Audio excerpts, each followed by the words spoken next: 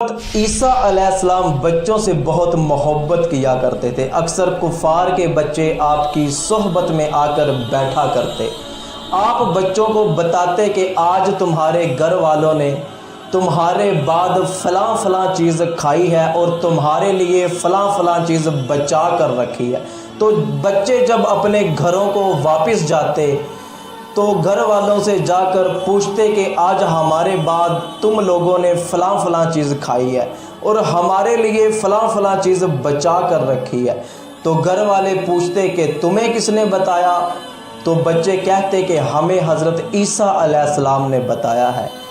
تو کفار نے مل کر مشورہ کیا کہ اگر ہمارے بچے اسی طرح حضرت عیسیٰ علیہ السلام کی صحبت میں بیٹھتے رہے تو ایک دن یہ تو ہمارے ہاتھ سے نکل جائیں گے، یہ تو حضرت عیسیٰ علیہ السلام کی بات مانیں گے، ہماری تو بات مانیں گے ہی نہیں۔ تو انہوں نے فیصلہ کیا کہ آج کے بعد کوئی بندہ بھی اپنے بچے کو عیسیٰ علیہ السلام کی صحبت میں نہیں جانے دے گا۔ تو انہوں نے اپنے بچوں کو گھروں میں روک لیا۔ 2-3 دن آپ کی بارگاہ میں کوئی بچہ نہ پہنچا تو آپ بچوں کو تلاش کرتے ہوئے بستی میں پہنچ گئے۔ تو کافروں کو پتہ چلا کہ حضرت عیسیٰ علیہ السلام بچوں کو تلاش کرتے کرتے ہمارے گھروں تک آ گئے ہیں، تو انہوں نے سارے بچوں کو اکٹھا کیا اور ایک بڑے ہال میں بند کر دیا۔ آپ بچوں کو تلاش کرتے کرتے اس ہال کے قریب پہنچے تو کچھ لوگ ہال کے دروازے پر کھڑے ہوئے تھے اور ہال کا دروازہ بند کر رکھا تھا۔ آپ اس دروازے کے قریب جانے لگے تو آپ کو جانے سے منع کر دیا گیا۔ پوچھا کہ حضرت کس وجہ سے آئے ہو، یہاں کیا کام ہے؟ حضرت عیسیٰ علیہ السلام نے جواب دیا کہ اس حال میں بچوں کو کیوں بند کر رکھا ہے؟ انہوں نے کہا جائیے، بچے حال میں نہیں ہیں، حال میں کوئی نہیں ہے، آپ کو اس سے کیا مطلب، آپ جائیے اپنا کام کرو۔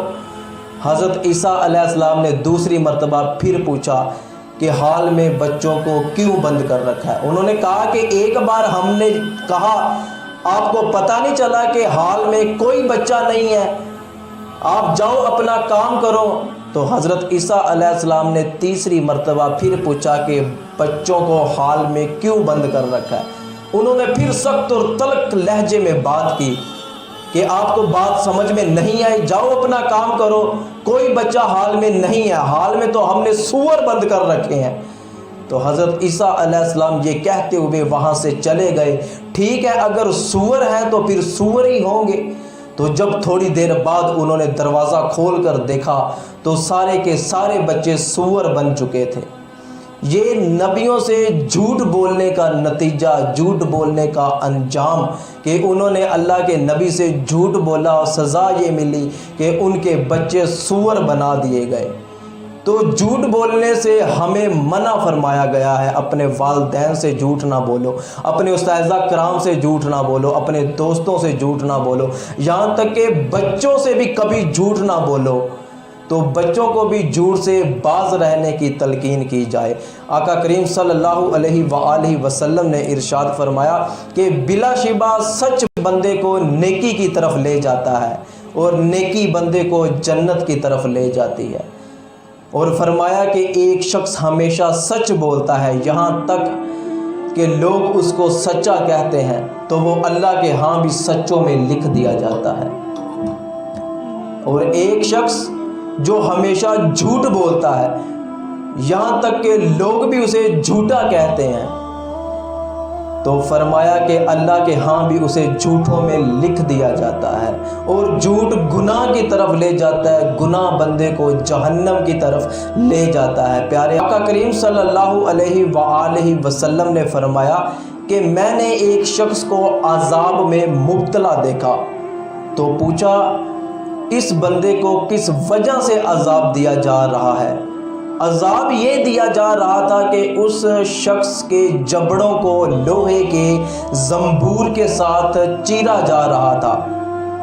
تو جواب ملا کہ یہ بندہ جھوٹا ہے، جب بات کرتا تھا جھوٹ بولتا تھا اور لوگ بھی اسے جھوٹا کہتے تھے، تو اس کو اس کے جھوٹ بولنے کے گناہ کی وجہ سے عذاب دیا جا رہا ہے۔